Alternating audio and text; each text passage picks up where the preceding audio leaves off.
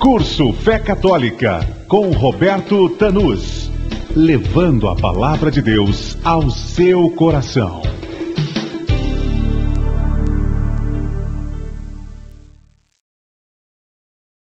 Seja bem-vindo à segunda etapa do nosso curso Fé Católica. Na primeira etapa nós vimos que a Igreja Católica foi ela a responsável pela Bíblia que nós temos em mãos. Eu fiz uma leitura na semana passada de uma Bíblia de edição protestante de João Ferreira de Almeida, traduzida na Suíça, e que traz a seguinte nota de explicativa logo no início da Bíblia.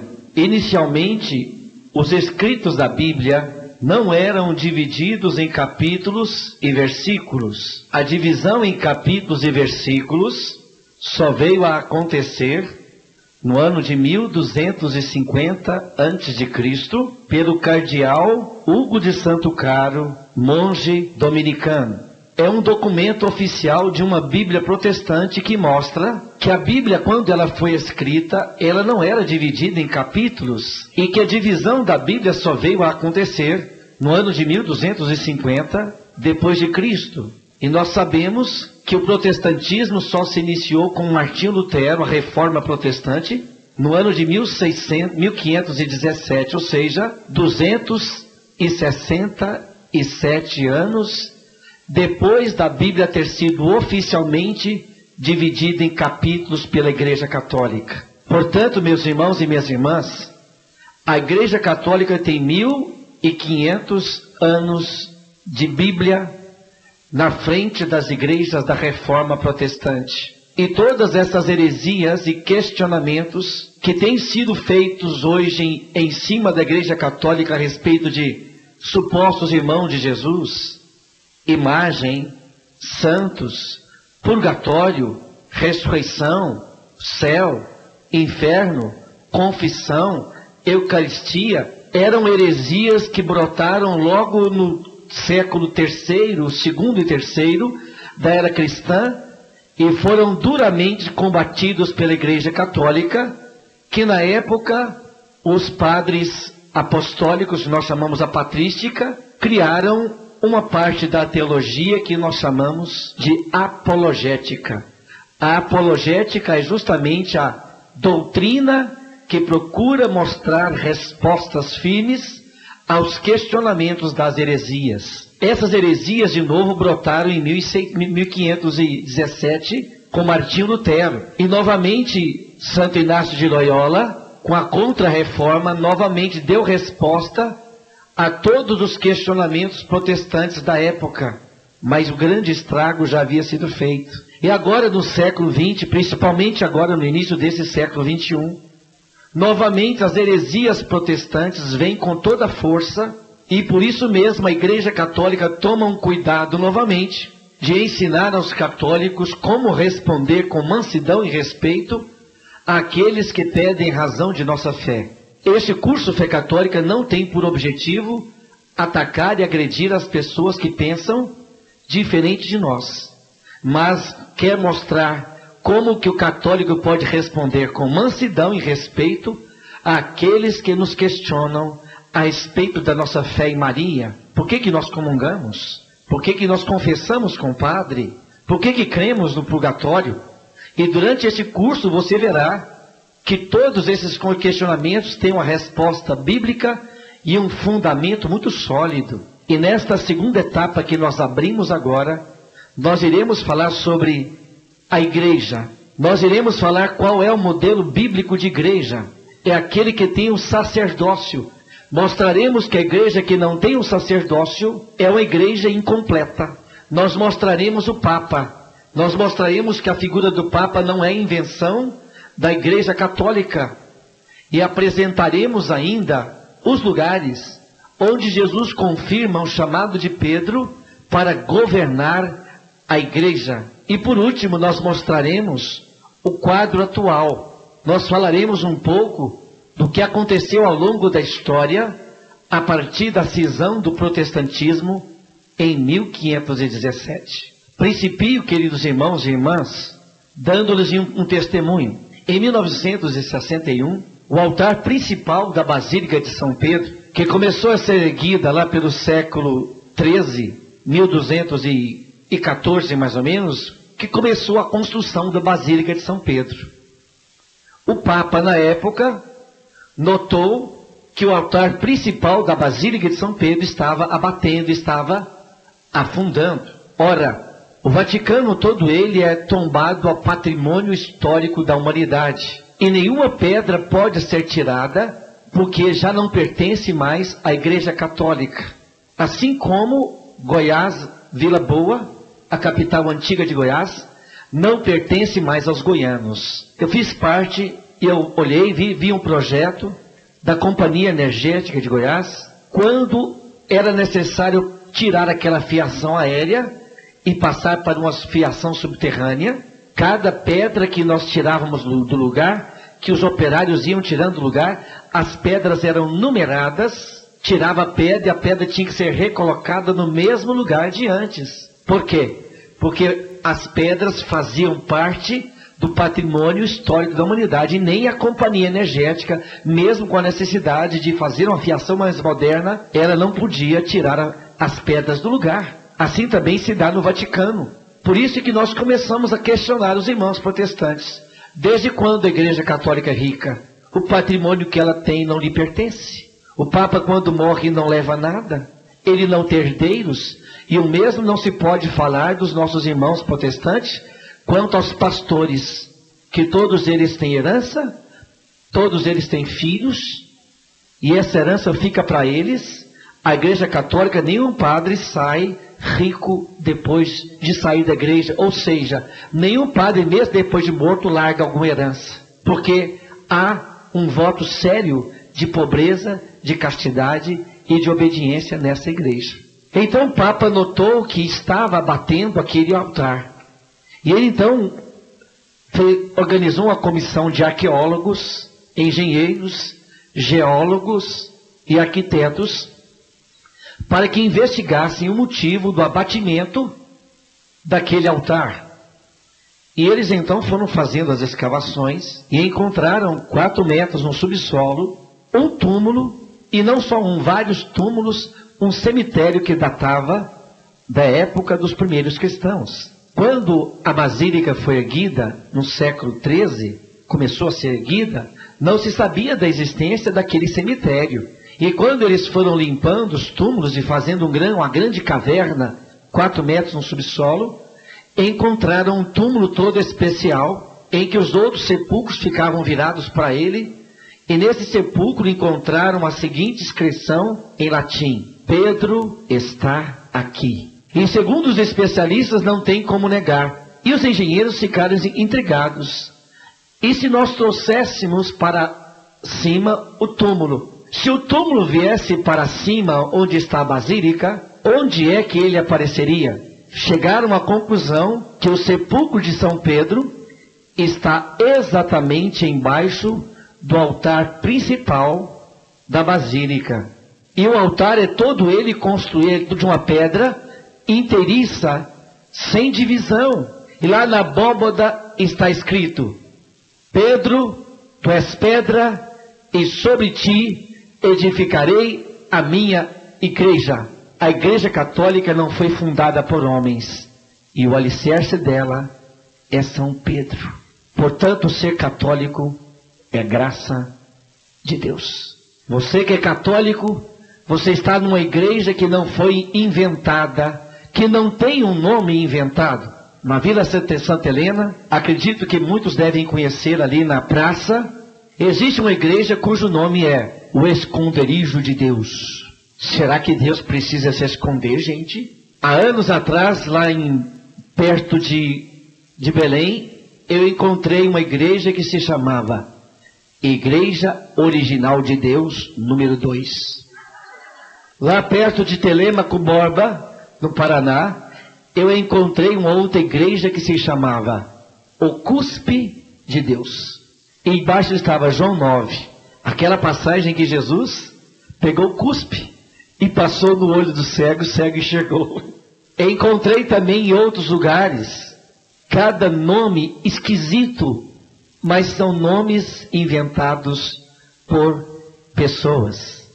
Segundo o censo, na sua apostila, você pode ver na página número 7, isso foi publicado no jornal Folha de São Paulo, 15 de maio de 2002, na primeira folha.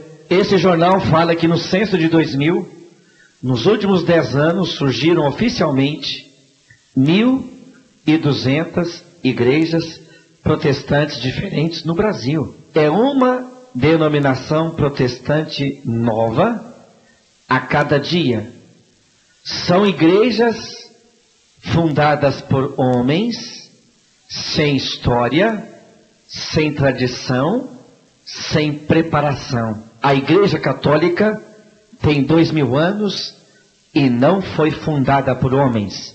Mateus 16, versículo 18, que eu lerei na tradução de João Ferreira de Almeida, edição atualizada da Sociedade Bíblica Trinitária do Brasil, 2000.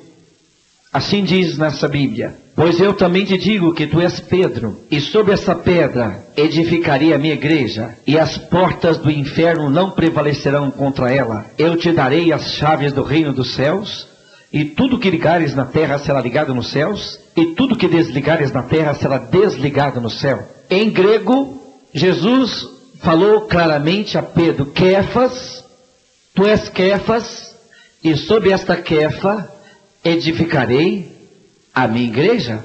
Jesus chamou Pedro de pedra mesmo. Não foi a Igreja Católica que inventou a sucessão papal, porque para cada data histórica nós podemos ver qual era o Papa que estava à frente da igreja. Em cada data histórica diferente, nós podemos ver que mesmo na história profana mostra que existia um Papa, que não foi a Igreja Católica que inventou o Papa. O primeiro Papa, Pedro, e chegando até o ano 90 da era cristã, 5 papas deram a vida, que foi São Pedro. Segundo os dados oficiais e documentos da Igreja Católica, ele morreu no ano 67. São Lino foi o segundo Papa, morreu no ano 76. Depois veio Anacleto, Clemente, Evaristo, Alexandre, Xisto, Teléstoro, Higino, Pio, Aniceto. E se nós fôssemos falar a lista dos 264 papas, até chegarmos a João Paulo II, demoraríamos mais de hora. Esses nomes não são inventados pela igreja, pois existe a história de cada um deles num brasão, na igreja de Latrão, na Itália. Não é invenção da igreja. E de onde foi que a Igreja Católica tirou a palavra Papa, que também em latim quer dizer pai? Mas não é só daí que a Igreja Católica tirou o nome Papa. Abra a sua Bíblia em Mateus, capítulo 10, versículo 2. Mateus, ou Levi, ele era um apóstolo. E veja como esse apóstolo chama Pedro. Eu vou ler nessa tradução protestante. Ora, o nome dos 12 apóstolos são estes. O primeiro, Simão, chamado Pedro. Como é que Mateus chama São Pedro? Como ele chama? De o primeiro. Ele dá o título a Pedro de o primeiro. Pegue as iniciais. Pedro, apóstolo, primeiro dos apóstolos. Então é um nome bíblico, sim, Papa. E eu vou mostrar agora o lugar na Bíblia onde oficialmente Jesus manda Pedro governar a igreja. Vamos abrir no Evangelho de São João, capítulo número 21, versículo número 15. O Evangelho de São João foi escrito originalmente no grego. Ele não foi escrito no hebraico. E segundo a tradição da igreja, ele teria sido escrito na ilha de Patmos, na Grécia. Então eu pergunto para vocês novamente, em qual língua original, o original do Evangelho de São João foi escrito? Foi escrito em qual língua? No grego. E aqui Jesus reúne os apóstolos após a ressurreição, e ele vai fazer 3 perguntas a Pedro, e não somente a Pedro, ele faz essas perguntas a cada um de nós. Versículo 15. E depois de terem jantado, disse Jesus a Simão Pedro: Simão, filho de Jonas, amas-me mais do que estes? E ele respondeu: Sim, Senhor, tu sabes que te amo. Disse-lhe: apacenta os meus cordeiros. 16. Tornou-lhe a dizer-lhe a segunda vez: Simão, filho de Jonas, amas-me? Disse-lhe: Sim, Senhor, tu sabes que te amo. Disse-lhe: apacenta as minhas ovelhas. Disse-lhe terceira vez: Simão, filho de Jonas, amas-me? Simão entristeceu-se por ter-lhe dito terceira vez: amas-me? Neste momento a igreja vê aqui uma íntima ligação entre as 3 negativas de São Pedro e essas 3 confissões de amor. E Pedro tem que responder então para Jesus: tu sabes tudo, tu sabes que te amo. Disse-lhe Jesus: apacenta os meus cordeiros. Quantas vezes Jesus mandou Pedro apacentar as ovelhas e os cordeiros? Quantas vezes? Quantas vezes repete-se a palavra apacentar? 3 vezes. Essa palavra apacentar, quando foi traduzida para o português, no original, no grego, o que está escrito nas 2 primeiras vezes em que a palavra foi traduzida para apacentar, a palavra grega era bosque, que significa corrige, ensina, adverte. Mas na terceira vez em que a palavra foi traduzida para apacentar, o original no grego não era a palavra bosque, mas o original no grego era a palavra poimene. E vocês sabem no grego o que significa a palavra poimene? Governa. Aqui oficialmente Jesus falou para Pedro: governa as ovelhas e os cordeiros, isso é, governa os fiéis e também os bispos, os pastores da igreja, que são justamente os apóstolos. Ele mesmo, depois de ter visto que ele havia colocado o primado da sua igreja num homem fraco, por isso a igreja é feita de homens e é pecadora, mas é santa porque quem conduz essa igreja é o Espírito Santo. Jesus escolheu um homem sujeito à fraqueza, mas quem está sobre esse homem é o Espírito Santo. Porque ele vai governar a igreja não em nome dele, mas em nome de Jesus, porque a esposa de Cristo é a igreja.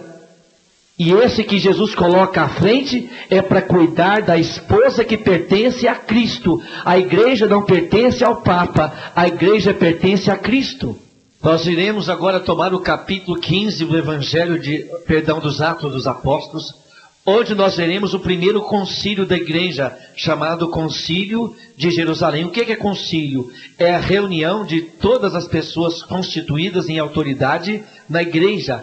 E naquela época havia uma grande discussão. Alguns judeus que haviam aceitado Jesus Cristo teimavam em dizer que para a pessoa ser cristã, ela precisaria seguir todas aquelas 600 leis levíticas, aquelas leis ditadas por Moisés. Mas Paulo e também os outros apóstolos queriam afirmar que para a pessoa ser cristã não precisava mais seguir os ritos do Antigo Testamento, mas precisavam apenas se abster dos ídolos e dos pecados que eram inclusive condenados pelo Antigo Testamento. Havia então uma grande discussão. Na igreja sempre houve discussões, sempre houve momentos em que os cristãos se sentam para colocar em pratos limpos a vontade do Senhor, para fazer a vontade do Senhor. E no versículo 7, aqui Pedro fala com o Papa, para apaziguar os ânimos e falar como chefe da igreja que ele era. Versículo 7. E havendo grande contenda, levantou-se Pedro e disse-lhes: homens, irmãos, bem sabeis que há muito tempo Deus me elegeu dentre nós, para que os gentios ouvissem da minha boca a palavra do Evangelho e crescem. Na Bíblia protestante fala assim: Pedro fala assim, Deus me elegeu. Na sua Bíblia católica está escrito o quê? Escolheu. Na Bíblia protestante a palavra está mais forte. Deus me elegeu. Pedro foi eleito entre os apóstolos. É por isso que a Igreja Católica também faz uma eleição entre os apóstolos para aquele que vai substituir Pedro. Porque Jesus elegeu Pedro dentre os apóstolos. E está clara a palavra que Jesus deu o primado da sua igreja a um homem. E se vocês, irmãos e irmãs, se vocês olharem um pouco antes na Bíblia, em Atos 12, versículo 5, que quando Pedro foi preso, a igreja rezava por ele, porque assim como hoje nós rezamos pelo Papa, desde aquela época a igreja rezava pelo Papa, pelo príncipe dos apóstolos. Versículo 5. Pedro, pois, era guardado na prisão, mas a igreja fazia contínua oração por ele a Deus. Agora pega Atos 9, versículo 31. Nessa época já existia uma multiplicação de igrejas. Mas eu pergunto a vocês, será que naquela época a multiplicação de igrejas é igual a de hoje? Por exemplo, a Igreja Luz para os Povos, ela nasceu de uma divisão da igreja cristã evangélica. Assim também como a Igreja Sara Nossa Terra já saiu de uma divisão da Igreja Luz para os Povos. Já é uma divisão da divisão. Ou seja, as igrejas que estão se multiplicando hoje em dia são de divisões, são que pastores que não concordam com o outro fundam uma igreja. Mas será que nesta época de Jesus, que Jesus deu a primado a Pedro, nessa época que Jesus já havia ido para o Pai, será que nessa época as igrejas se multiplicavam em desobediência, subdividindo, será? Vamos ver que não. Versículo 31. Eu vou ler nessa tradução de João Ferreira de Almeida. Assim, pois, as igrejas em toda a Judéia e Galiléia e Samaria tinham paz, e eram edificadas e se multiplicavam, como está escrito na sua Bíblia. E progrediam. Na Bíblia protestante está melhor. E se multiplicavam, andando no temor do Senhor e na consolação do Espírito Santo. 32. E aconteceu que, passando Pedro por toda a parte, por todas as igrejas, hein? Veio também aos santos que habitavam em Lida. Escuta, aquelas igrejas, elas se multiplicavam, mas quem ia em cada igreja? Pedro. Essas igrejas cresciam e se multiplicavam, mas elas não cresciam e se multiplicavam desunidas a Pedro, desunidas ao chefe da igreja. O Papa é o vínculo da unidade da igreja. Por isso que nós queremos reafirmar que é em João Paulo II que nós temos a unidade da igreja. Assim como aqui no Brasil reza-se a mesma missa que se reza na Coreia, no Japão, do outro lado do mundo, é a mesma missa com os mesmos moldes aqui do Brasil, porque isso se chama unidade. E algumas seitas protestantes, principalmente as Testemunhas de Jeová, ela não é religião protestante. Testemunho de Jeová é seita protestante, porque possui erros graves. Ela deturpa o Evangelho, não crê na Santíssima Trindade, afirma que Jesus Cristo seria o arcanjo Miguel que recebeu um corpo, que não é Deus, que Jesus não é Deus. Então as Testemunhas de Jeová não constituem religião protestante, mas é uma seita, porque as Bíblias das Testemunhas de Jeová são adulteradas propositadamente. A Bíblia deles contém erros graves que foram colocados lá propositadamente. Não bate com as nossas Bíblias católicas e as Bíblias das igrejas da Reforma. Não bate. Essas igrejas, as Testemunhas de Jeová, elas afirmam que a Igreja Católica seria a prostituta de Roma e que o Papa seria a besta do Apocalipse. E chegam ao cúmulo de afirmar que na mitra papal, aquele chapéu que se coloca na cabeça do Papa, que ali teria o número 666. Ora, irmãos, se tiver o 666 na cabeça do Papa, eu como a mitra. Pode me entregar ela que eu como. Mas de onde foi que eles inventaram que o Papa é a besta fera? Pegue o livro de Apocalipse no capítulo 13. Quando São João, ao escrever o Apocalipse numa linguagem figurada, numa linguagem que nós chamamos de linguagem apocalíptica, muito parecido com aquela linguagem de Daniel. Daniel também utilizou essa linguagem figurada. Capítulo 13, versículo 18. Assim diz na palavra de Deus: aqui há sabedoria. Aquele que tem entendimento, calcule o número da besta, porque é número de um homem, e o seu número é 666. Escuta, nós sabemos, irmãos e irmãs, que algumas letras no alfabeto romano correspondem a números. Vamos lá? Quais são eles? A letra V vale 5. A letra I vale 1. A letra L, a letra D, a letra M, a letra C. Então essas letras, se alguém tiver essas letras no nome, os primeiros cristãos facilmente somavam as letras dos nomes. Algumas letras não têm valor algum, mas se você somar as letras que têm valor, dá 666. César Nero, escrito em hebraico, com os caracteres hebraicos, se nós pegarmos o nome César Nero escrito em caracteres hebraicos, aquelas formas hebraicas do nome César Nero, dá exatamente 666. No hebraico, se lê de trás para frente, da direita para a esquerda, e são caracteres.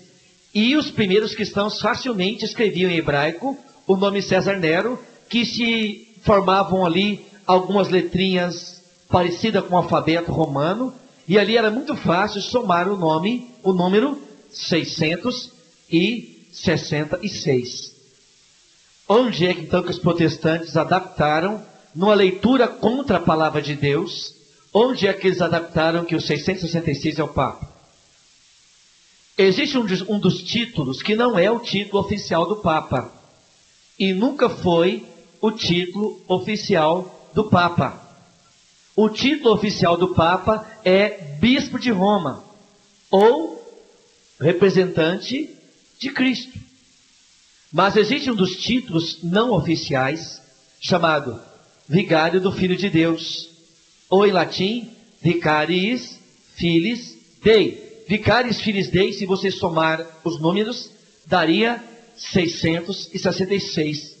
Daí que as testemunhas de Jeová, fazendo a leitura errônea da Sagrada Escritura, adaptaram isso ao Papa.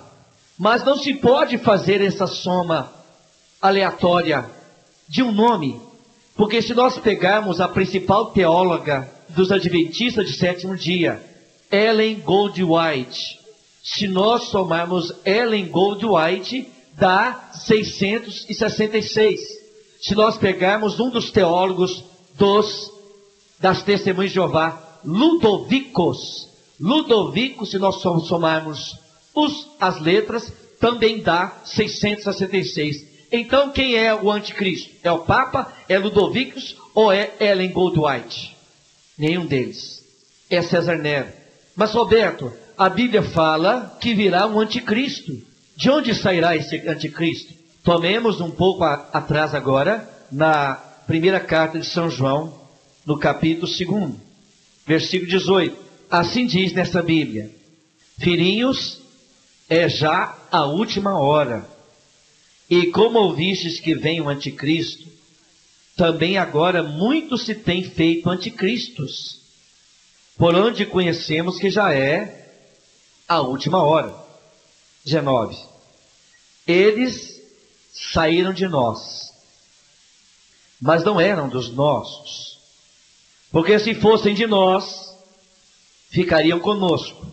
Isto é, para que se manifestem que não são todos de nós. Segundo São João, o anticristo vai ser alguém que saiu da igreja apostólica. Segundo São João, o anticristo será alguém que saiu dos nossos. Portanto, nós afirmamos com toda certeza que o anticristo não vai pertencer à igreja apostólica, mas será alguém que saiu da igreja que não tem vínculo com Pedro. Ixi, e agora, hein? Portanto, nós rebatemos agora todos os argumentos dos testemunhos de Jeová de que o Papa é o anticristo, ou que o próximo Papa será o anticristo, porque eles não podendo falar nada contra João Paulo II, que é o homem da paz, eles então começam a jogar uma falsa profecia, dizendo que o próximo Papa que virá será o anticristo. Ora, eles estão se esquecendo daquela palavra de Jesus a Pedro: as portas do inferno não prevalecerão contra a igreja. Essa igreja fundada em Pedro, essa igreja que não foi fundada por homens. Chegamos a um ponto importante da pregação. Nós mostramos que a igreja nossa, a igreja católica, não foi fundada por homens, mas foi fundada por Jesus Cristo. Existem documentos também na igreja católica que mostram que houve nas igrejas da Grécia, logo na época em que, lá pelo ano 87 da era cristã, todos os apóstolos haviam morrido, menos São João. São João não havia morrido ainda, mas os bispos da Grécia tinham um problema grave para resolverem entre si. E eles reuniram-se os bispos da Grécia e precisavam que alguém julgasse, alguém que tivesse autoridade, que julgasse como que eles deveriam proceder como igreja. Nessa época, São João era velhinho e ele morava na ilha de Patmos, na Grécia. E eles foram até São João, porque São João havia andado com Jesus, e eles pensavam assim: ora, se São João andava com Jesus, ele poderá então julgar sobre nós e dar o veredicto correto para que a nossa igreja caminhe como os primeiros cristãos. Mas sabe o que São João disse?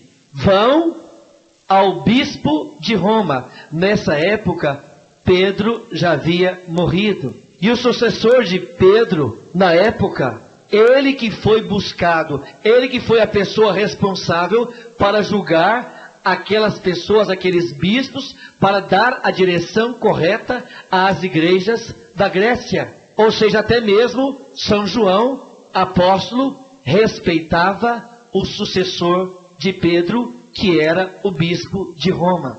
Mostrando que desde todos os tempos da história, aquele que está em Roma, aquele bispo de Roma, ele é respeitado por todos os outros bispos e ele exerce um primado. Daí que nós então tiramos o nome Papa, Pedro Apóstolo, Príncipe dos Apóstolos, ou primeiro dos apóstolos.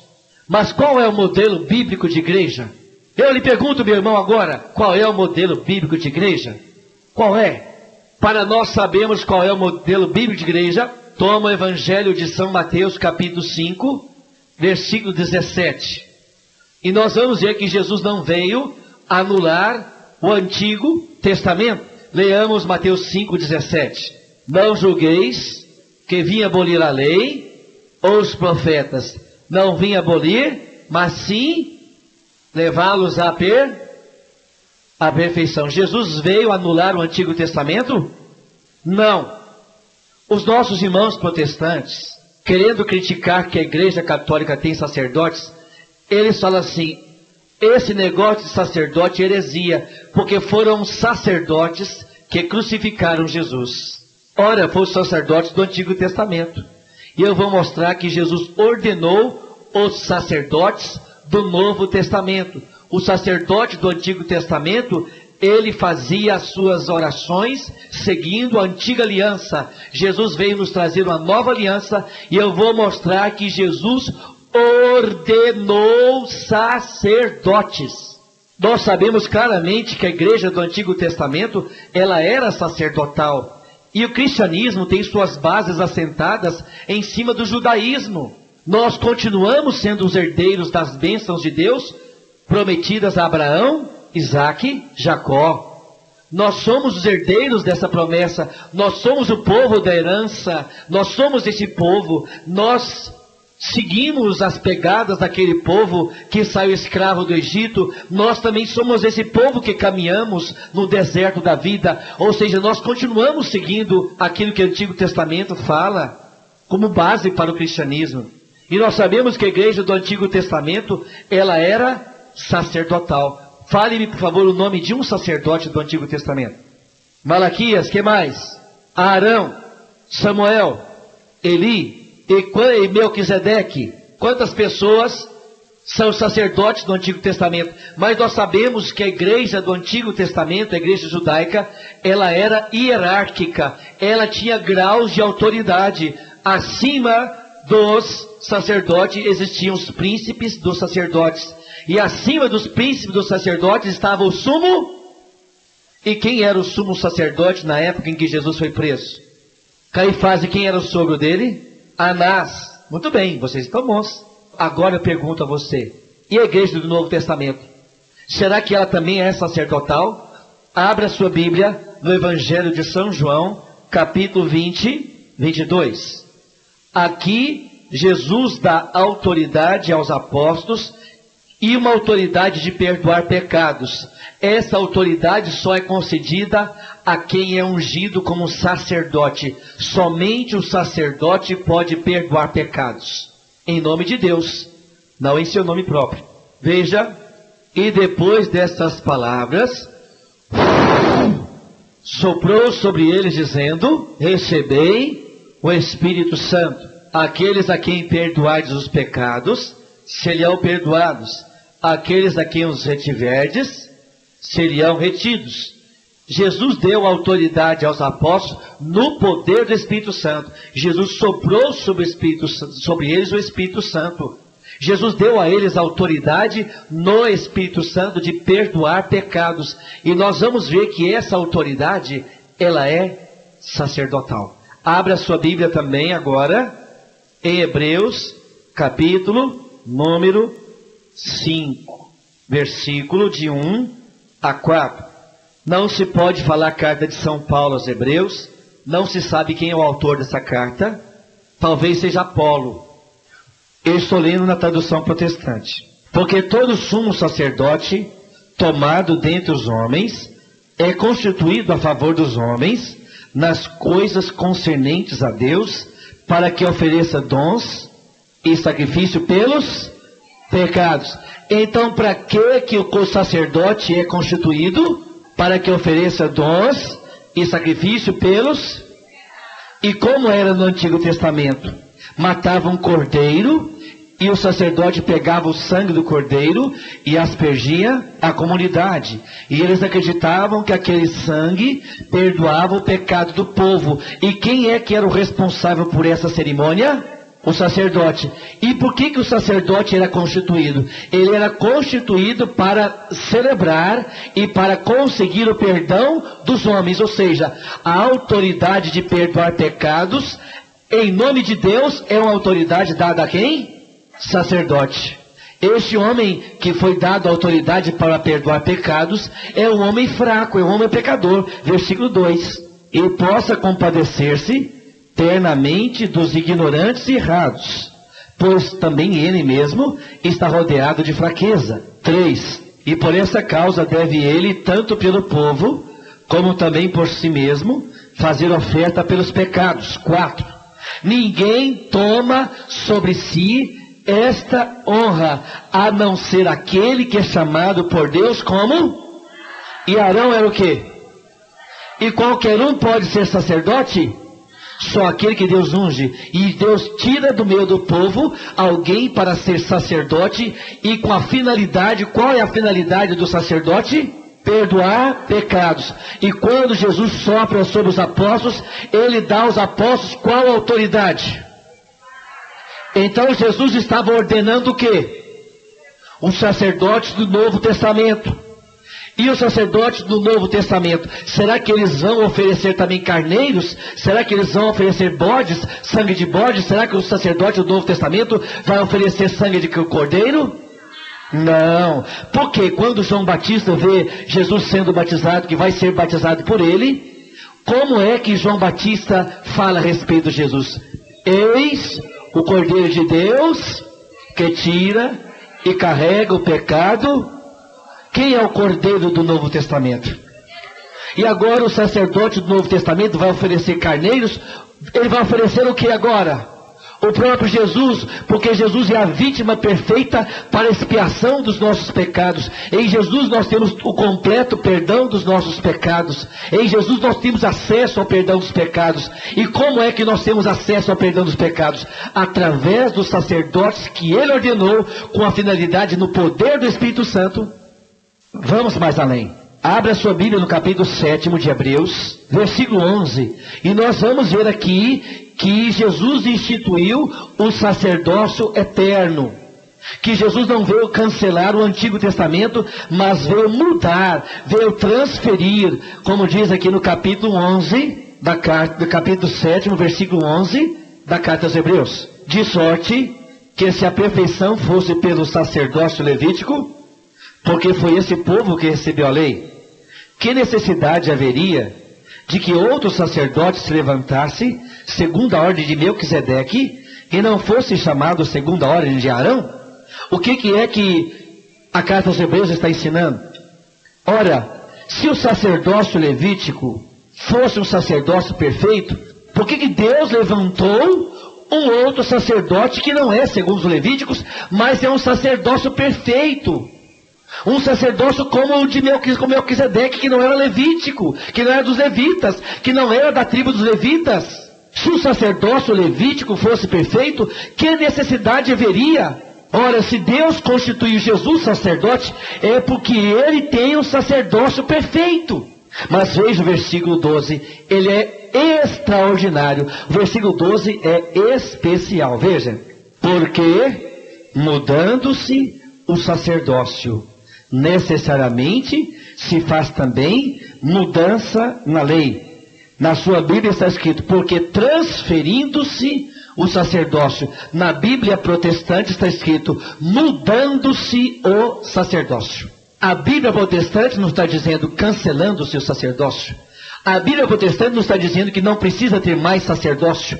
Pelo contrário, a Bíblia protestante está dizendo que Jesus mudou o sacerdócio. O sacerdote do Novo Testamento não vai mais oferecer touros e carneiros, o sangue de bodes, mas vai oferecer o próprio Cristo Jesus. Como nós podemos ainda ver no versículo 23. E na verdade, aqueles foram feitos sacerdotes em grande número, porque pela morte foram impedidos de permanecer. 25. Mas este, isto é Jesus, né? Mas este, porque permanece eternamente, tem um sacerdócio perpétuo. Jesus veio instituir o sacerdócio eternamente. Jesus veio instituir um sacerdócio perpétuo. Está escrito na Bíblia que Jesus veio cancelar o sacerdócio? Não. Tem alguma coisa a ver esse sacerdote do Novo Testamento com os sacerdotes do Antigo Testamento? Tem alguma coisa a ver? Não. Esses sacerdotes são ordenados por quem? Pelo próprio Cristo e pelos próprios representantes de Cristo, que são os apóstolos, que impunham as mãos sobre os outros para receberem também o dom do sacerdócio. Portanto, meu irmão, a igreja do Deus vivo ela é sacerdotal. Mas a igreja do Deus vivo, ela não pode ser apenas feita de sacerdote. Abra a sua Bíblia agora em Atos, capítulo 20, versículo 28. Cuidai de vós mesmos e de todo o rebanho, sobre o qual o Espírito Santo vos constituiu, bispos, para pastorear o rebanho de Deus. Ou seja, a igreja também é constituída de bispos. Mas como é que esses bispos eles eram sagrados? Como eles recebiam a sagração episcopal, que é o mais alto grau no sacerdócio, é o episcopado, ou seja, o bispo. O cardeal, ele é apenas um grau de administração, mas o cardeal também é um bispo. O papa também é um bispo. É o mais alto grau no sacerdócio, é o episcopado. E como é que o episcopado, como é a sagração episcopal? Ora, ela é ligada à igreja apostólica. Vou tomar exemplo. O nosso antigo bispo, Dom Antônio Ribeiro de Oliveira, ele recebeu a sagração episcopal quando o Papa nomeou um bispo com outros dois, são 3 bispos no mínimo, que impuseram as mãos sobre Dom Antônio, entre eles estava Dom Fernando Gomes dos Santos. E quem impôs as mãos sobre Dom Fernando Gomes dos Santos? E se nós formos retrocedendo, nós chegaremos a quem? Nós chegaremos a Pedro. E isso é igreja apostólica. Algumas pessoas aí, porque tem muitas igrejas, começam a se chamar de apóstolos. Apóstolos de onde? Vieram de onde? São igrejas que têm 20 anos e querem se dizer apostólicas. Vem de onde? Que apóstolos são esses? Era um dos 12? Como que se pode chamar apostólico, igreja apostólica, se não tem vínculo com Pedro, se não tem vínculo com o Papa? Como se pode chamar igreja apostólica? Não tem como. Nós estamos agora num ponto muito importante da pregação. Nós chegamos à conclusão que a igreja do Deus vivo, ela tem que ter sacerdote, tem que ter bispo, e o modelo bíblico de igreja que está aqui no Novo Testamento é aquela que tem um supremo pastor, esse supremo pastor que passava pelas outras igrejas, esse supremo pastor que é Pedro, em que as outras igrejas eram obedientes a Pedro. Esse é o modelo bíblico de igreja. E aqui na sua apostila, na página número 6, existe uma pergunta que eu gostaria que você respondesse aí. Uma pergunta no meio da página, achou uma pergunta em negrito? A pergunta que eu faço: a igreja que possui apenas o pastor, mesmo que tenha, entre aspas, um bispo, ele não recebeu a sagração episcopal, ele se chama a si mesmo de bispo, não tendo o sacerdócio, corresponde ao modelo bíblico de igreja?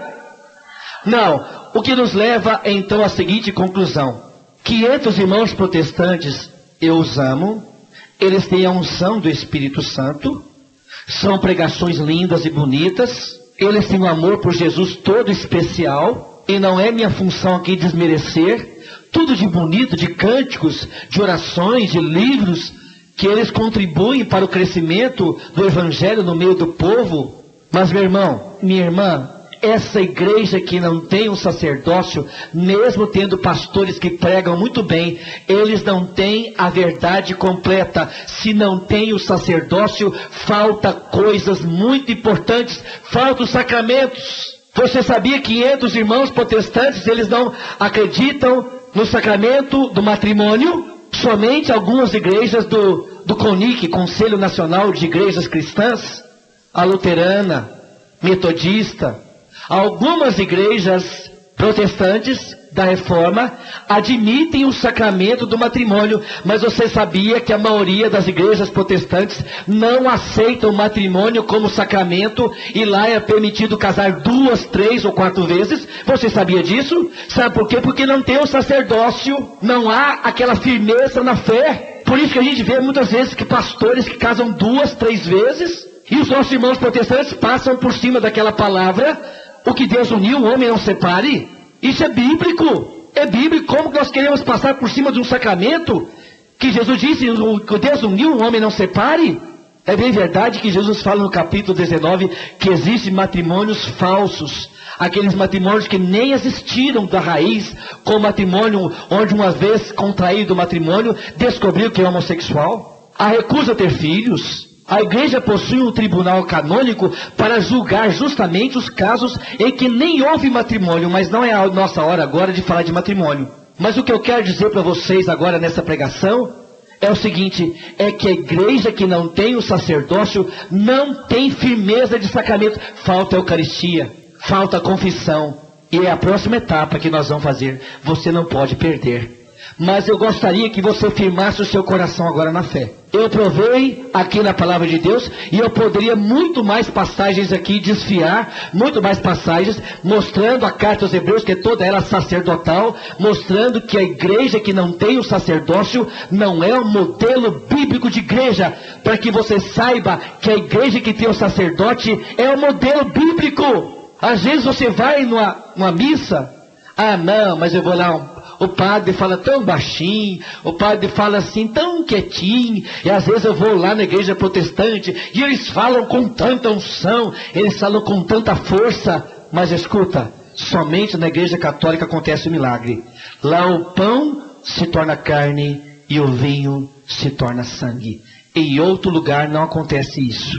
Nós levamos ao pé da letra a palavra: isto é o meu corpo, isto é o meu sangue. Nós levamos ao pé da letra. Somente na igreja católica que você vê isso. E não existe missinha e nem missona, mas existe missa Qualquer missa, mesmo que seja um padre que fala baixinho, ali está Jesus presente. Eu não troco uma missa quietinha por qualquer pregação protestante, porque na minha igreja eu tenho Jesus Cristo como alimento. Eu não tenho apenas fantasia, eu não tenho apenas teatro, eu tenho Jesus de fato, eu tenho Ele ressuscitado. Quando o ministro ou o padre me oferece, eis o corpo de Cristo, porque Jesus disse, isso é meu corpo, isso é meu sangue. Todas as vezes que o fizerdes, fazei em memória de mim. E São Paulo ainda fala mais, lá em 1 Coríntios 11, versículo 23 ao 30, aquele que come e bebe sem distinguir o corpo do Senhor, come e bebe a própria condenação. E essa é a razão porque entre vós há muitos adoentados e muitos fracos e muitos mortos, porque não têm reconhecido a presença de Jesus na Eucaristia. Mas sobre isso falaremos daqui a pouco. Por que iniciou-se o protestantismo? Irmãos e irmãs, no século XVI, alguns cardeais da igreja que estavam administrando as construções da igreja, uma parte da igreja, começou com a venda de indulgências. Ou seja, para que o cristão tivesse o perdão dos pecados concedido, era necessário que ele desse uma espórtula, era necessário que ele desse uma soma em dinheiro para a igreja, para ajudar nas construções. Então, naquela época, algumas pessoas começaram a comprar o perdão com dinheiro. Algo condenável, porque a igreja estava visando realmente o lucro. E estava visando o lucro. Então existia um sacerdote agostiniano, chamado Martinho Lutero, alemão, que não concordou com esses desmandos e essa busca exagerada da igreja em buscar dinheiro. Então ele se revoltou contra a igreja e afixou as 95 teses do protestantismo nas portas da igreja de Wittenberg, na Alemanha, dizendo que não aceitava mais a igreja católica por causa daqueles 95 pontos que ele não concordava. Em parte, Martinho Lutero estava correto em denunciar profeticamente os erros da igreja. Mas qual foi o grande erro de Martinho Lutero? De contestar também as verdades. Coisas que os primeiros cristãos, desde os primórdios do cristianismo, viviam como verdade, como sacerdócio, como Eucaristia, como confissão. Ele não aceitou. Porém, Martinho Lutero nunca foi anti-mariano. Martinho Lutero amava Maria, acreditava em Maria, amava Maria, e inclusive existem alguns documentos maravilhosos de escritos de Martinho Lutero que amava Maria como mãe. Então, quando Martinho Lutero começou o protestantismo, ele não quis ir contra Maria. O protestantismo moderno hoje rejeita Maria, não aceita Maria, mas Martinho Lutero não. Qual foi o grande erro de Martinho Lutero? Foi que ele contestou também o sacerdócio, ele contestou a intermediação, ele contestou coisas que os primeiros cristãos viviam há muito tempo. Também na época existia uma outra face sombria, uma sombra que se abateu sobre a igreja, uma mancha escura que ficou na história da igreja chamada Santa Inquisição. Naquela época, o regime que se dominava na história era o feudalismo. E o centro do feudo era a igreja. O lugar de reunião das pessoas do feudo era a igreja. E dentro da igreja foram feitos julgamentos, às vezes com a conivência de padres. E a esse julgamento que era feito no centro do feudo, que era a igreja, a esse julgamento se chamava Santa Inquisição, que era uma verdadeira perseguição condenável, porque teve a conivência de pessoas da igreja. Mas nunca falaram para vocês que já houve também uma Inquisição na igreja protestante. Que João Calvino, no norte da Alemanha, foi responsável por mais de 40 mil mortes de inocentes que morreram trucidados pelos protestantes. Nunca falaram para vocês que a igreja protestante também teve Inquisição. Nunca falaram para vocês. Sabe por quê? Porque os protestantes fazem questão de ignorar essa parte da história em que eles perseguiam os cristãos católicos e os matavam, e toda a família que recebesse um sacerdote cristão católico em sua casa, a família era morta, a casa era incendiada e as pessoas morriam incendiadas dentro da casa. Nunca falaram isso para vocês, porque não interessa ao protestantismo moderno, essas seitas. Não interessa para eles falarem também dessa sombra que também existiu entre os irmãos protestantes. Mas hoje, a Igreja Católica está tão emanada com a luterana, com a metodista, com a batista. Nós conseguimos ter um diálogo a tal ponto que nós conseguimos até fazer a campanha da fraternidade em união com essas igrejas, mas com algumas igrejas pentecostais modernas, Testemunhas de Jeová, Adventistas do Sétimo Dia, Assembleia de Deus, Universal do Reino de Deus, do bispo Edir Macedo Ferro. Irmãos, com essas igrejas é impossível o diálogo. Eu tenho a revista Isto É, do dia 27 de dezembro de 1995, que tem estampado o bispo Edir Macedo na capa, como arrancar dinheiro em nome de Deus. E também nessa revista está também lá no meio dela uma frase pornográfica que o pastor Edir Macedo falou: aqui conosco a pessoa tem que dar dinheiro, ou dá ou desce. Ainda tem cristãos que têm o cabimento de participar de uma igreja desse tipo, em que é imoral, uma igreja imoral que valoriza o dinheiro. A Igreja Católica hoje não busca mais o dinheiro como ela foi tão condenada em 1517 por Martim Lutero. E o mesmo não se pode dizer a respeito das igrejas protestantes hoje em dia, que confundem bênção de Deus com bênção material. E Jesus disse: não podeis servir a Deus e ao dinheiro. E tem muita gente fazendo do seu evangelismo o dinheiro. Tem muita gente fazendo do seu profetismo, do seu evangelismo, uma busca desmedida dos bens materiais, a tal ponto que eu vejo, inclusive, pastores andando de carro importado à custa de pobreza dos seus fiéis, como na cidade de Sorocaba. O pastor foi adiante e disse: quem é da Assembleia de Deus não anda de ônibus, anda a pé até ter o seu carro e pega o dinheiro da passagem no ônibus e dá na coleta, porque o Senhor vai dar seu carro se você der na coleta. E os cristãos lá vão a pé dando dinheiro da coleta para o pastor, enquanto o pastor anda de carro importado. Isso é imoral. É por essas e outras razões que a Igreja Católica ela tem uma opção preferencial pelos pobres.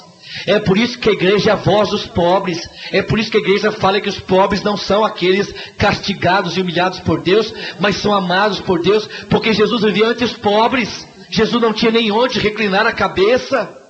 Pegue na sua apostila, irmãos e irmãs, item 3.3, na página número 7, o quadro atual. As igrejas protestantes existentes hoje no mundo são mais de 5.000. Só entre os presbiterianos já passa de 177. Já pensou? Isso aqui eram dados de 1992 da Unicef, em que fez um levantamento no Brasil. Todas elas possuem menos de 500 anos de fundação. E a grande maioria possui menos de 50 anos de fundação, tendo como fundador um homem e não o próprio Jesus Cristo, como citamos alguns exemplos. Luteranos, fundador, Martim Lutero, 1517, na Alemanha. Calvinistas, João Calvino, 1538, na Suíça.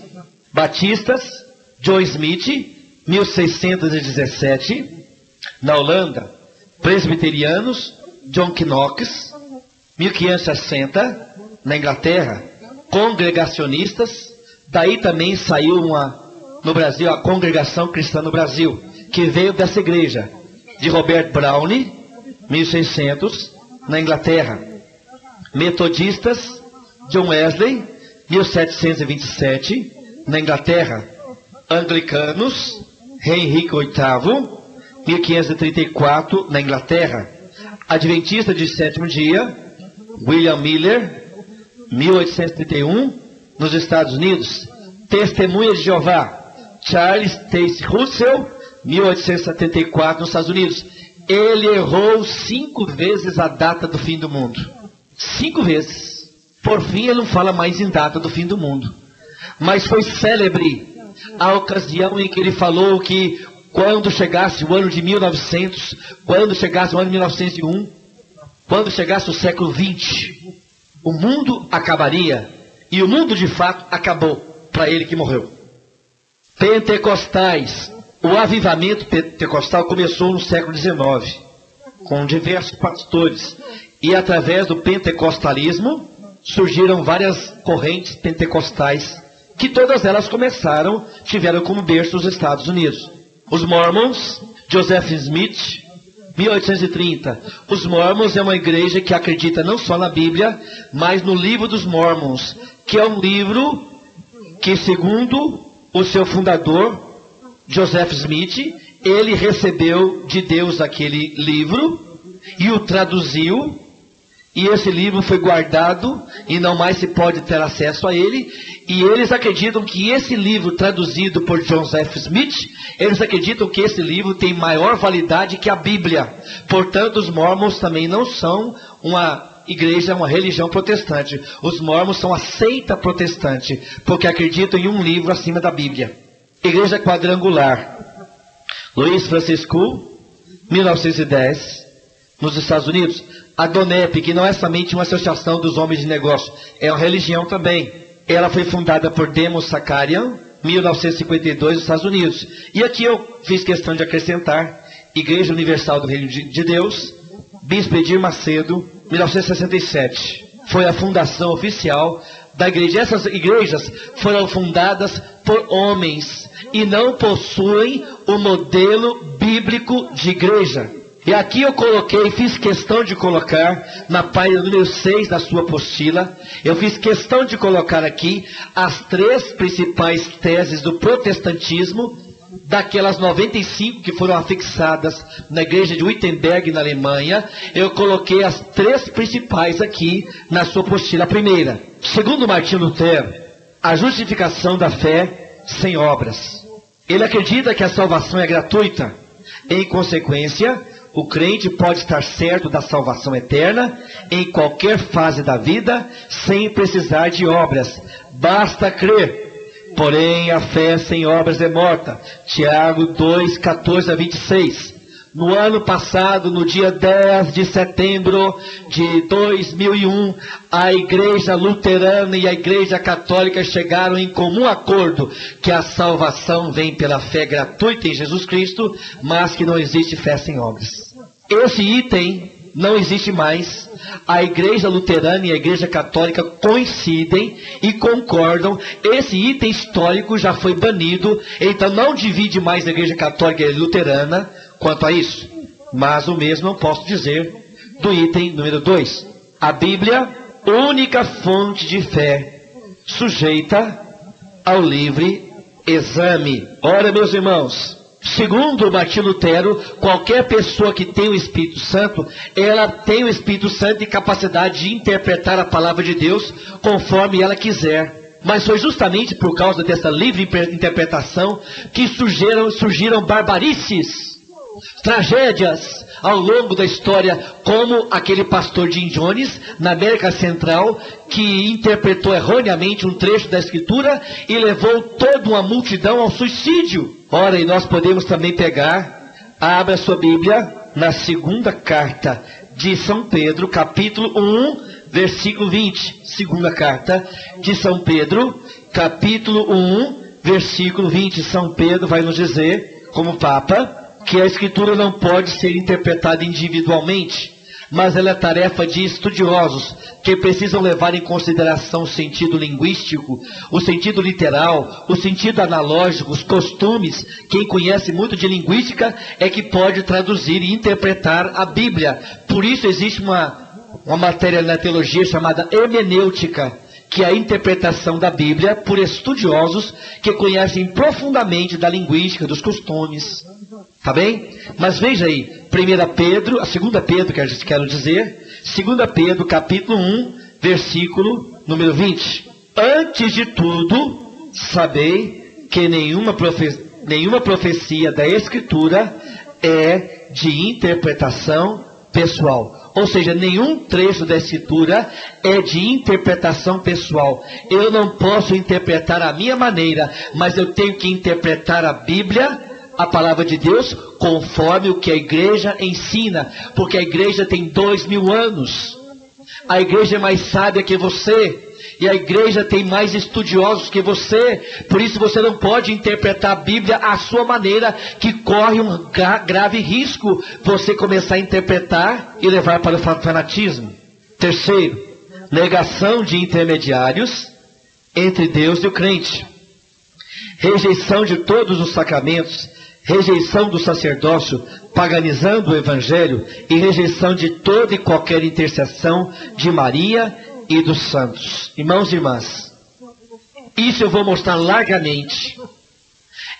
Martinho Lutero não aceitava a existência dos santos. E os nossos irmãos protestantes continuam pisando nas pegadas de Martinho Lutero, continuam afirmando o seguinte: não adianta você pedir intercessão dos santos, porque os santos estão mortos, eles estão dormindo. Os santos também aguardam a salvação do último dia. Por isso não adianta você rezar pelos santos. E nós vamos ver, no segmento desse curso, nós iremos falar sobre os santos. Nós iremos mostrar na Sagrada Escritura que os santos não estão mortos, não estão dormindo, que nós podemos recorrer à intermediação dos santos e de Maria. Mas nisso aqui, Martinho Lutero não aceitou. E essas são as principais teses do protestantismo, que nós iremos então ao longo desse curso discorrer com a graça e o auxílio do Espírito Santo. Era isso que eu queria falar para vocês nessa etapa de hoje. Que Jesus deu a supremacia da sua igreja a um homem, a Pedro. Que Jesus escolheu alguém, e que não foi a Igreja Católica que inventou a sucessão papal. E eu mostrei ainda mais que Pedro foi eleito entre os apóstolos. E eu mostrei mais ainda que o modelo bíblico de igreja é aquela que tem o sacerdócio. Os sacerdotes do Antigo Testamento crucificaram Jesus. Mas Jesus ordenou os sacerdotes do Novo Testamento para corrigir os erros do Antigo Testamento. E esses sacerdotes têm a missão de, em nome de Jesus, celebrar o perdão dos pecados. Nós vimos que a única igreja que tem um modelo bíblico de igreja é a Igreja Católica. E a Igreja Católica tem erros? Tem. Ela tem joio? Tem. O próprio Jesus disse que o joio seria semeado no meio dessa igreja. O joio foi semeado no meio dessa igreja. Eu não tenho dúvida que tem joio. Mas esse joio será colhido e será jogado ao fogo, quanto ao trigo será juntado nos celeiros de Deus. Olha, qual é a igreja que não tem erros? Qual a igreja? E muitas pessoas por aí começam a criticar inclusive o sacerdócio e o celibato. Você sabia que o celibato ele não é um dogma de fé? Você sabia? Mas por que a Igreja Católica adota o celibato? A exemplo do Cristo sacerdote. Irmãos e irmãs, para nós arrematarmos agora rapidamente, peguem o capítulo 19 do Evangelho de São Mateus, Mateus 19, e veja que a Igreja Católica, ela adotou o celibato não como dogma de fé. Quando a igreja quiser, ela pode permitir que os padres se casem, mas ela não permite hoje e ela tem uma razão forte. E muitas pessoas podem começar a dizer por aí, mas existem tantos padres aí, escândalos, padres com pedofilia, e se os padres casassem, evitaria que houvessem padres pedófilos. Vocês sabiam que, segundo os dados da Pastoral da Infância e da Juventude,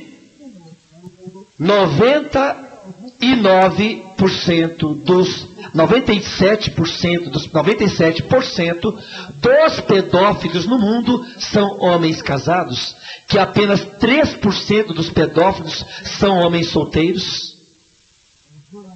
Vocês sabiam disso?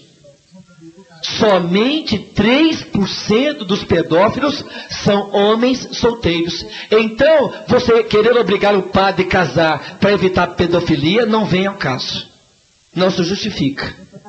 E aqui no capítulo 19 do Evangelho de São Mateus, aqui no capítulo 19 do Evangelho de São Mateus, a palavra de Deus fala assim, lá no momento em que Jesus vai dar aquele remate no versículo 12, em que ele vai falar assim, a eunucos que assim nasceram do ventre da mãe. Vocês sabem o que é eunuco? Aquele que ficou privado dos órgãos sexuais para o crescimento do reino de Deus, para servir ao rei, era uma posição de honra. Há eunucos que eram eunucos desde o ventre da mãe. Há pessoas que nasceram sem os órgãos sexuais, está dizendo aqui. E há eunucos que foram castrados pelos homens. Está claro, não está? E há eunucos que a si mesmos se fizeram eunucos por causa do reino de Deus. Quem puder entender, que entenda. Então, Jesus está dizendo que há pessoas que mesmo tendo os órgãos sexuais, sublimam essas funções sexuais em favor do crescimento do reino de Deus. E o que dizer daquela multidão? Lá de Apocalipse 14. O que dizer? O que dizer daquela multidão de Apocalipse 14? Hein? O que dizer? O que dizer daquela multidão de Apocalipse 14? Que eles eram virgens, que não tocaram em mulher. Quem são esses? Não são os sacerdotes? Não poderiam ser eles perfeitamente? Capítulo 14 de Apocalipse, versículo 3. A versículo 1 fala que eram 144 mil. E quem são eles? Versículo 4. Estes são os que não se contaminaram com mulheres, porque são virgens. Esses são os que seguem o Cordeiro para onde quer que vá. Esses são os que dentre os homens foram comprados como primícias para Deus e para o Cordeiro. E na sua boca não surgiu engano, porque são irrepreensíveis diante do trono de Deus. Esses eram virgens. Esses lá na multidão do céu eram virgens. O que dizer desses então? É claro que isso aqui também é simbólico. Mas eu quero mostrar a vocês que no capítulo 7 também da carta aos Coríntios, o próprio apóstolo São Paulo, ele fala que ele dá o exemplo dele, que ele era um homem casto e ele se abstinha do sexo, ele não se casou, para dar o exemplo que aquele que é solteiro cuida das coisas de Deus. Só para arrematar, hein? 1 Coríntios 7. Porque eu sei que essa pergunta sempre surge. Então já estou adiantando. Aqui fala no versículo número 7. Porque eu quereria que todos os homens fossem como eu mesmo. Mas cada um tem o seu próprio dom. Um de maneira e o outro de outra. Quando o sacerdote ele faz a opção para ser sacerdote, ele sabe que terá que guardar a castidade. Ele sabe. Ele faz a opção livremente, ele não é obrigado. É uma vocação. Versículo 26. Versículo 25, olha aqui. Ora, quanto às virgens, não tenho outro mandamento do Senhor. Dou, porém, o meu parecer, como quem tem alcançado misericórdia do nosso Senhor para ser fiel. Tenho, pois, por bom, por causa da instante necessidade, que é bom para o homem estar assim como é. 27. Estás ligado à mulher? Não busques separar-te. Estás livre de mulher? Não busques mulher. Mas se te casares, não pecas. E se a vez de se casar, não peca. Todavia os tais terão tribulações na carne, e eu quereria poupar-vos. 32.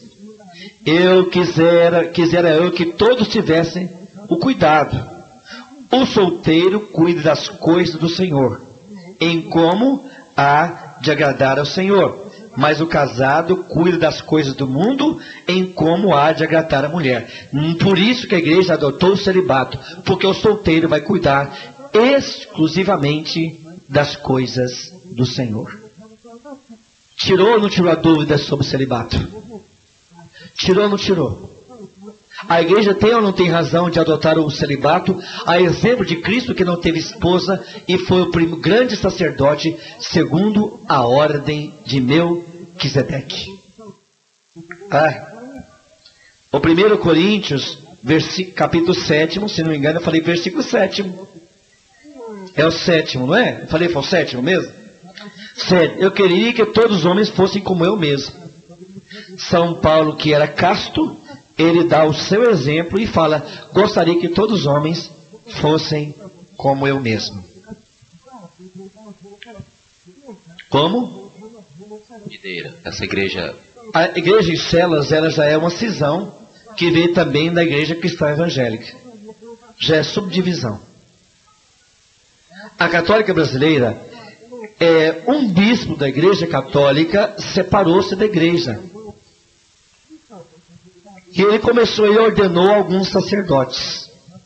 Enquanto ele ordenou esses sacerdotes, todos já morreram. Esses sacerdotes eram de fato sacerdotes.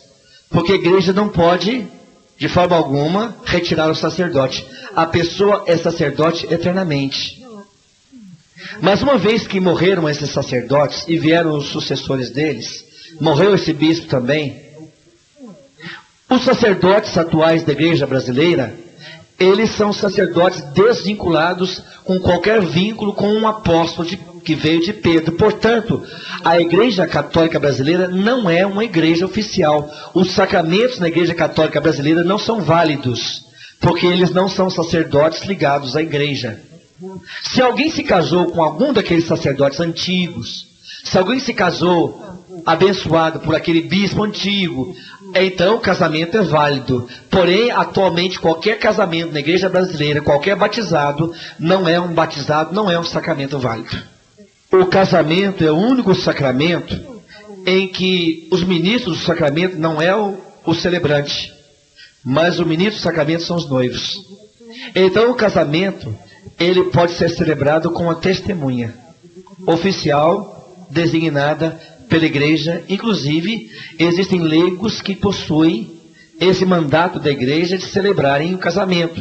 Então o casamento é um dos sacramentos em que a pessoa, mesmo sendo casada, estando representando oficialmente a igreja, ela pode presidir o casamento, porque os celebrantes do matrimônio são os próprios noivos. E esse é um sacramento que o noivo pode ministrar sobre si apenas uma vez na vida. Daí que a igreja não admite um segundo matrimônio.